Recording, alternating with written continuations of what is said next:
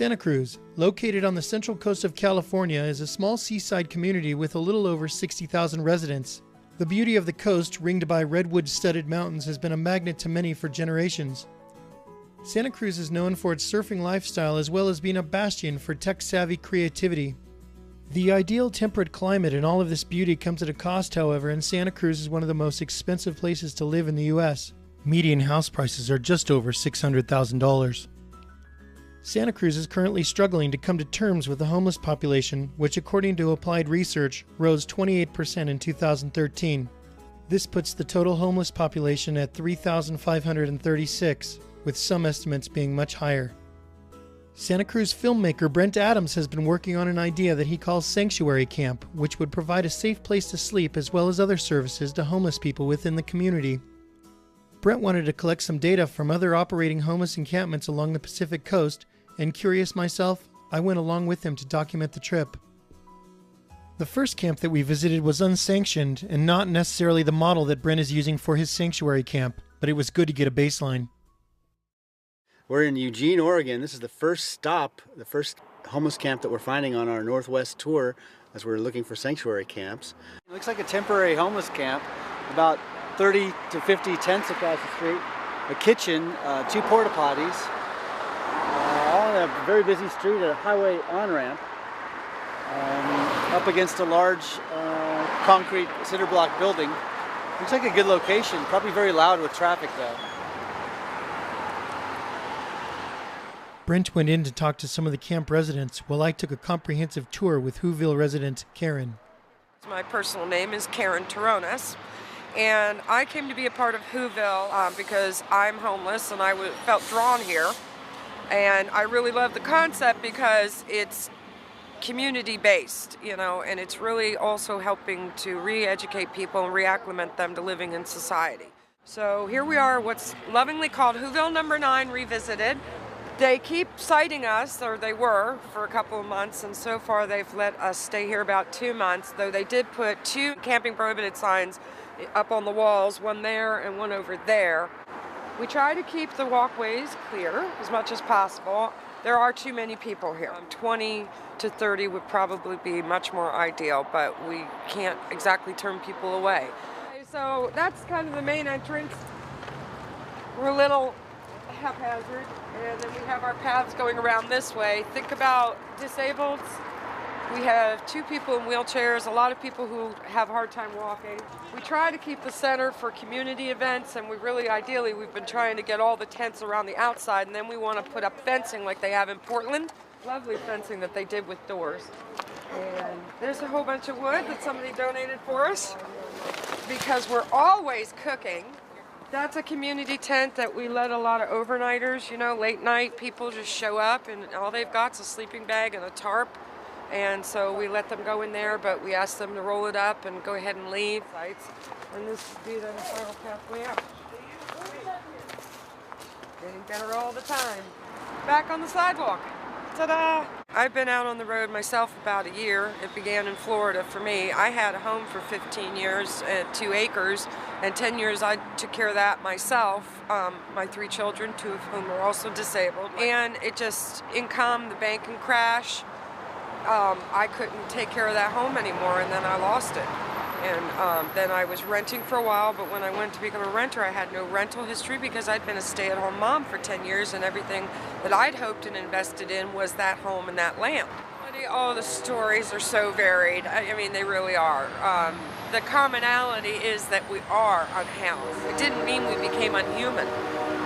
And somehow they forget that. I want people to know there's a Heavenly Father that loves them, and He didn't choose this for them. But He will walk through it with us, and He will help us shine. Brent continued touring Whoville and talking to more of its residents, including a young pregnant woman who said that Whoville was the only place where she felt safe. She succumbed to the high cost of medical treatment after getting hit by a car and suffered life-threatening physical injuries. Unable to pay the bills, she became homeless. I walked to all of the surrounding businesses to see how the camp had affected them.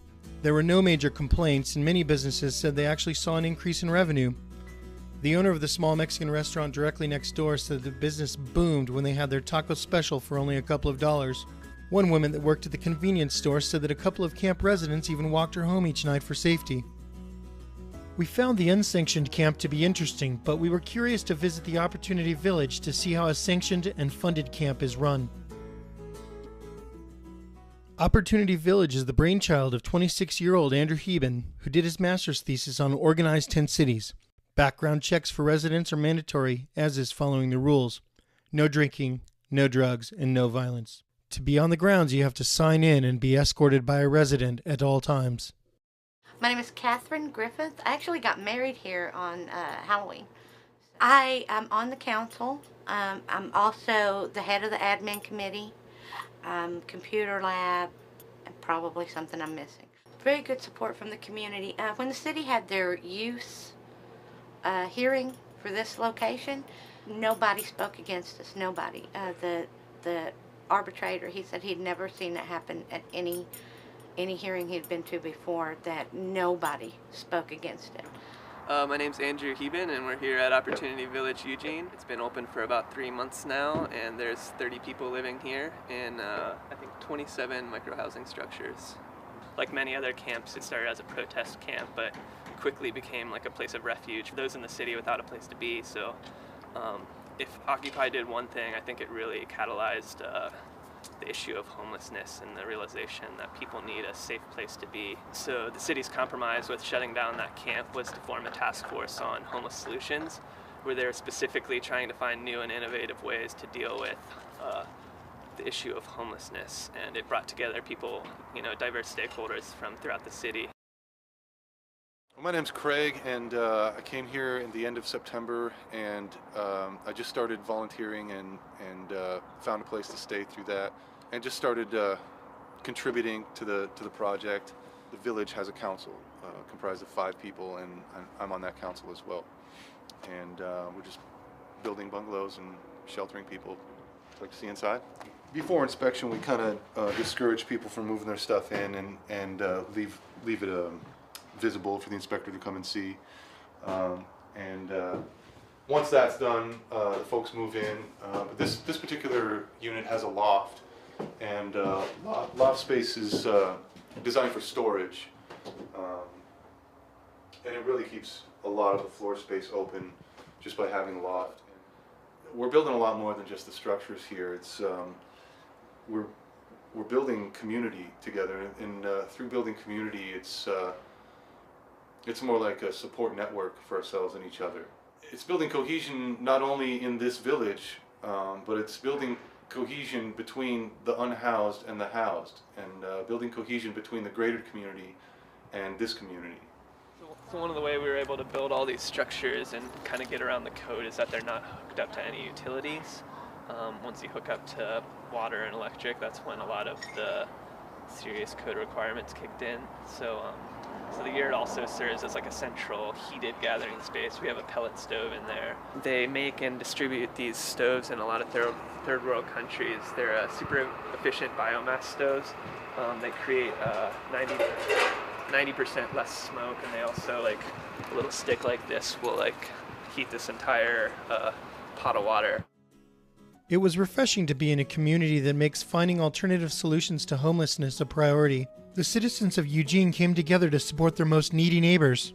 They realized that by enacting more laws which target the poorest citizens in their community wasn't only a waste of public resources, but it does nothing to tackle the root causes of homelessness.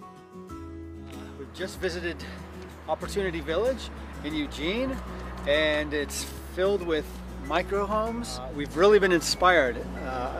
It's beyond our imagination how awesome it is, how beautiful the structures are, beautiful the community is. They've had unlimited unanimous support in City Council. The neighborhood is happy with it. Tons of community support. So something that we're going to be hopefully working towards in Santa Cruz. They seem to make it look easy here. They're constructing beautiful bungalows and conestogas. They have a heated yurt, kitchen area. They're building a bathroom, and it looks highly doable. After our inspiring visit to Opportunity Village, I was reminded how important community is. The people that we had met on our journey this far may be monetarily poor, but the richness of their community was something that I hadn't felt in my own hometown for quite some time. As a massive cold front descended on the west coast, we were met with snow and temperatures well below freezing. As we made our way to Portland to visit Right to Dream 2, I turned the heater in the car full blast, and I couldn't help but think of all of the people sleeping outside.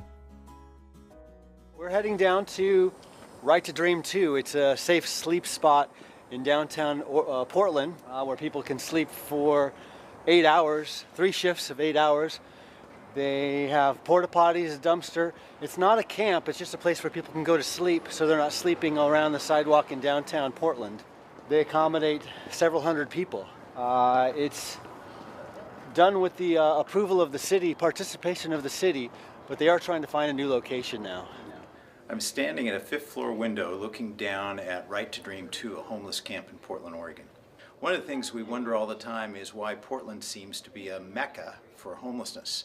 Our homelessness count is going up, skyrocketing, especially women and children, 22%, 25%. And a lot of the people come here from all over the country, especially California, the Pacific Corridor, and we cannot figure out why.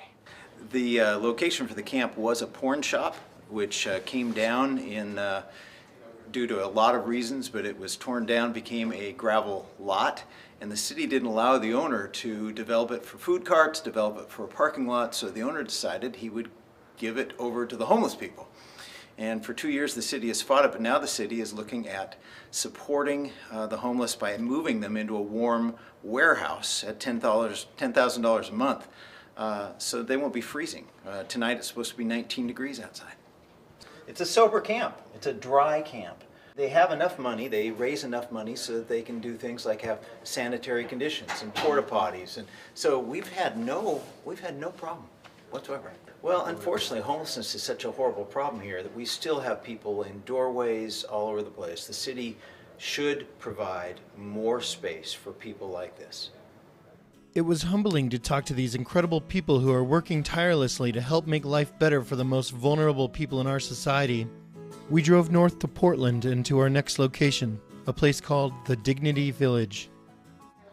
Well, I'm Scott, and we're here at Dignity Village. Dignity Village it's a place to come and help you get back on your feet. We've been here 13 years, into our 14th year, and I would assume thousands of people come through here in 13 years to get back on their feet. Some go back to the street, but most people go to housing, so that's what we consider that success. So we have micro businesses. People come in and buy wood. They come in and buy stuff that we get for donations at our yard sale.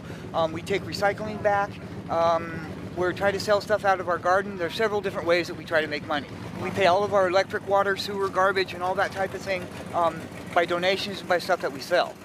This greenhouse, a gentleman got a grant to build a greenhouse. Da Vinci Art School came and they helped us build it, and they painted the windows, and a villager painted the greenhouse. Right now, residents, we have just right around 58 to 60, but we are keeping 6 to 8 extra in our warming shelter right now, so we have almost 70. For people like us in their late 40s, early 50s, have a hard time getting a job because all the young people coming, you know, I mean, they're getting the jobs, and we're old enough to where we're looked at quite as favorable as a younger person, so it's hard to get a job at this age bracket.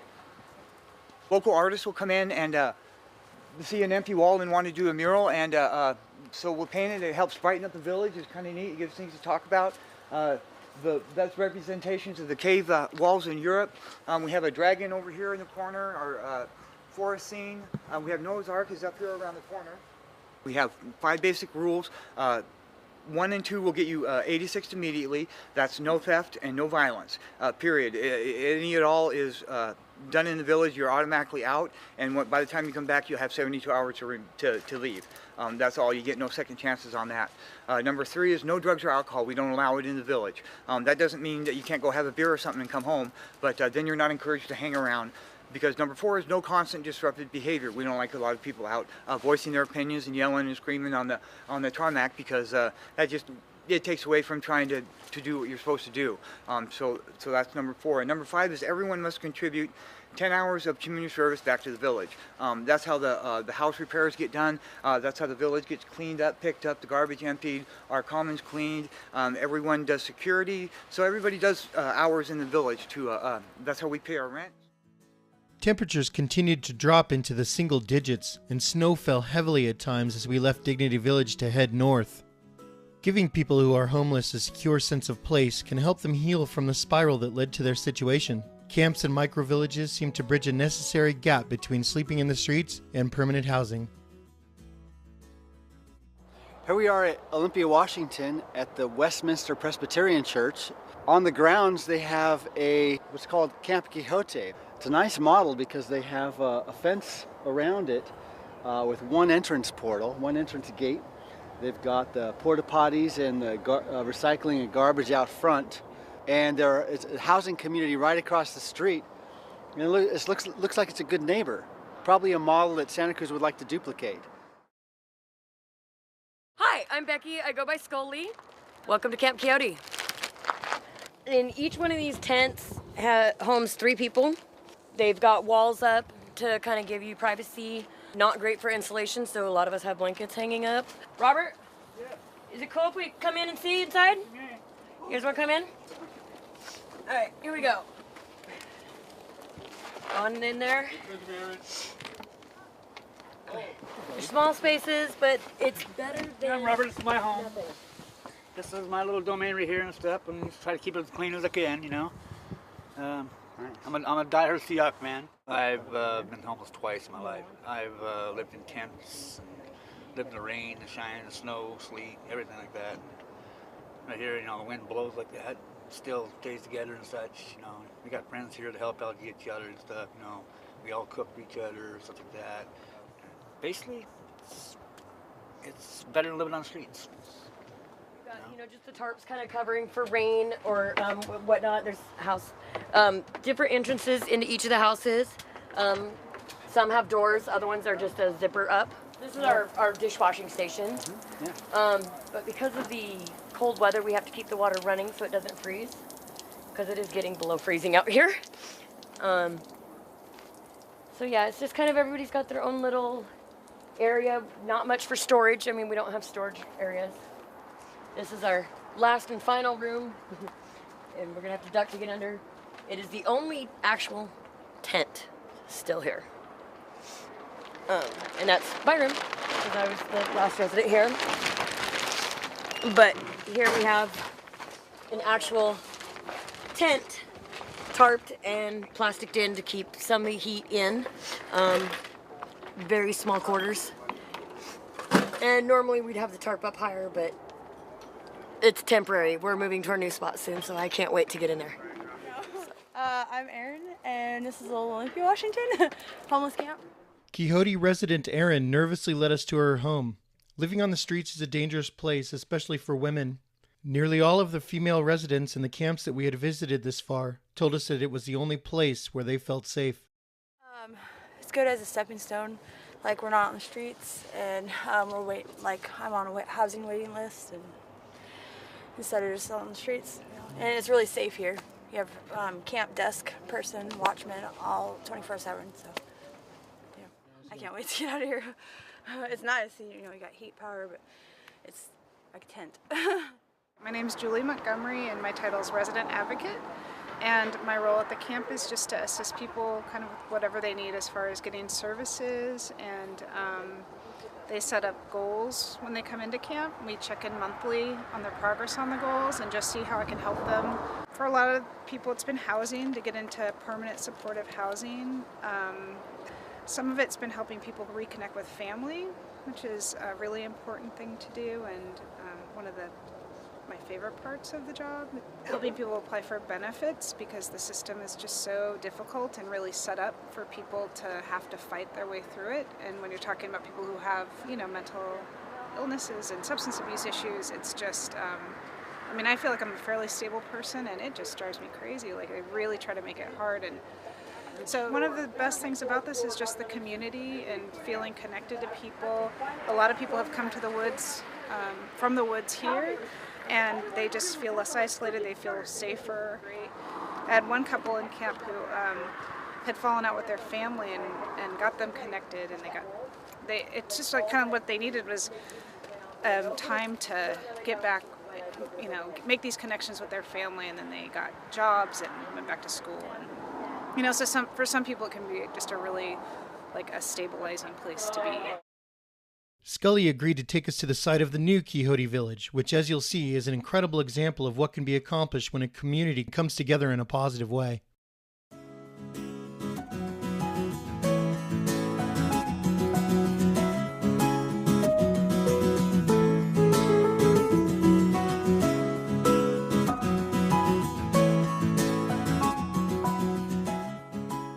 Today's the only day that I haven't been out here to paint, but I've been out here painting every day since we've been allowed to.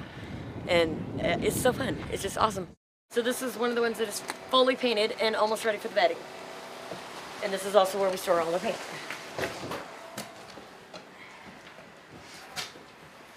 Yeah, so I mean it's not big, it's not the biggest thing in the world, but it is a heck of a lot bigger than a tent.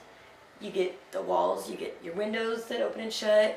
If you come back this way, again, this is one of the bigger cabins. So we got, what's gonna be in here is like a water heater and then our storage closet. And then in this area, we're gonna have a toilet and a sink. So we'll have like our own bathrooms.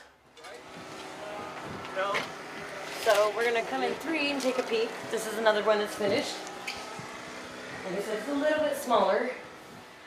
And then it's my understanding that there's going to be possibly a bed, I think it's going to go like right here, built into the wall, and then we'll have like a little desk and a chair. But there's not much storage space, but it's, you know, it's a lot better than the woods. It's going to be pretty. Yay.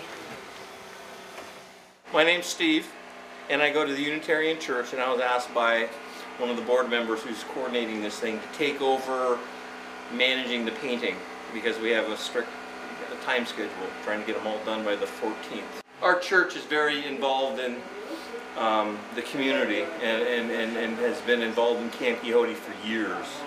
And so when there's a permanent village, it's like, wow, how cool is that? Nobody should be homeless, and it's 20 degrees outside. So, I mean, this is a nice spot. And every little dot on the map has homeless people. It's just a sign of the times. And some people, it's really through no fault of their own. I know people have lost their homes because of the financial crunch in '08, you know? I mean, they just, bad investing, bad information from people, yeah, those types of things. So, how do you get somebody to embrace the fact that there's homeless? I don't know. I don't know how you do that. But, you know, people ought to get off their you know, ivory towers and say, hey, you know, I've got it pretty good, but some people don't, and why not, you know, lend a hand to somebody who doesn't have what you have. I mean, it seems like a pretty noble effort. We left the Quixote Village just as the temperature was dropping to well below freezing. Listening to all the varied stories of how people became homeless was emotionally draining. Medical issues, substance abuse, and financial troubles spawned by the recession all topped the list. The tales of homelessness made me realize just how precarious our lifestyles really are. We headed north to Seattle to visit the itinerant camp called Tent City 3. Tent City 3 is privately funded and houses about 100 people for only $3,800 per month. It is currently located at a church in the middle of an upper-class neighborhood, and the stories of generosity from local residents were incredible. One neighbor even roasted a truckload of chickens and donated them to the camp for Thanksgiving. Our tour guide Tom was a little camera shy, but the other residents talked him into giving us the tour. We thought he did great. We have a donations tent. People donate stuff. We got women's side and men's. Toiletries. Pretty groovy. These are all single people tents. Looks really cool in the morning. They're all frosted over. Yeah, Thanksgiving was crazy. When we first show up, we have a community meeting. We like put a little flyer on each house and invite everybody. One of them actually wanted us to stay a month longer. We met some great people on our journey, and though not a perfect solution, these various camps at least provide the basic infrastructure needed for survival. Human waste is properly dealt with, and garbage cans ensure that refuse is kept out of the wildlands where homeless encampments often spring up. Addiction and mental health services can be utilized more easily, and a whole community of peer support is close at hand. There are hundreds of reports documenting homeless use of emergency rooms to merely get warm or have a meal. Clearly, this is the wrong venue and highlights a systemic failure. I can imagine that where these camps are located, both the emergency medical system and law enforcement would be less taxed. On our way back south to Santa Cruz, we decided to visit the very first camp that we toured on our trip and see how the residents were coping with the extreme weather that they'd been experiencing for the past week. They had built a warming tent in the middle of the camp, and many residents were huddled inside when we arrived. It was 9 degrees in Eugene that night.